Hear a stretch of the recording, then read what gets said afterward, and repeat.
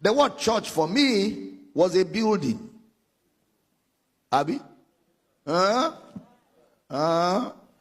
for many people today, the word church is a building.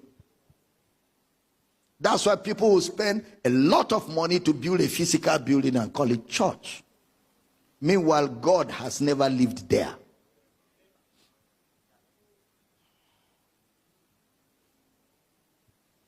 God has never lived there.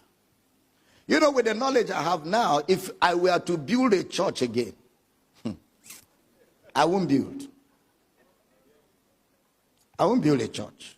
With the knowledge I have now, if we are to rewind the clock of time, I won't build this. I'll build a shopping mall, rent out all the shops, make money, put a conference room inside, make money. Then church will use it once a week.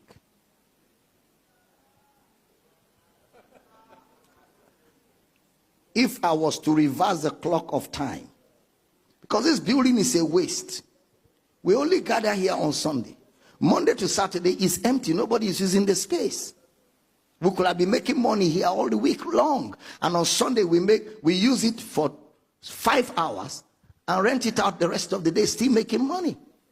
And then we use the money for television broadcast. We use the money for radio broadcast to push the message to the people that Jesus wants to live inside. Because he's not living here. Jesus is not living inside this building. Jesus only came into this building when we came. When we live now, Jesus is out of this place. I feel like I'm teaching here.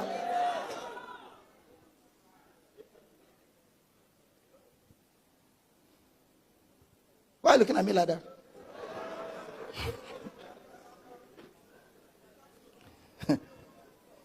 Somebody said, don't break that table. Not only break, I will burn it to ashes. He doesn't live in buildings. He doesn't live in buildings. For the first 1,000 years of the church, go and study church history, there was no building called church. For the first 1,000 years of church. So buildings called church are our innovations. Because from the book of Acts right to 1,000 years of the church of Jesus on earth, nobody owned a building called church. They went to the synagogues. They went to the temple, which were public spaces like town hall.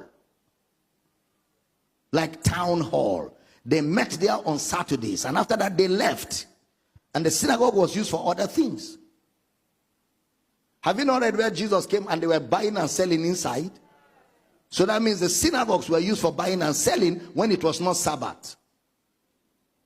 So why did Jesus drive them? Because he was teaching a lesson. He drove them to say, look, a place called the church is not a place for merchandise. Buy bangle, buy olive oil, buy holy water, buy holy salt, buy holy rice. Dr. Gabriel, is it not me and you that went to Uganda? They told us that their church is selling holy tomatoes, holy rice. If you buy any rice in that town that is not from that church, it's not holy. So everybody is buying holy rice in bags, holy tomatoes in bags. Business center in Uganda.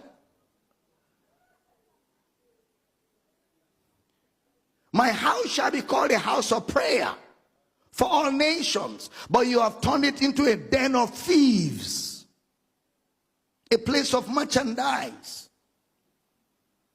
I'm teaching good.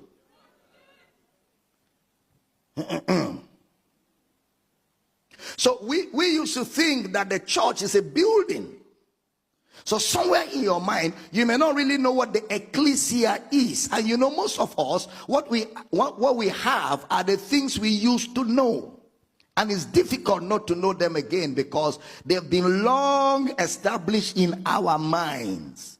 Just like the yellow book of Jehovah wickedness. Many of you till tomorrow, you see the pictures of Adam and Eve with a red apple. And a snake that is standing to talk.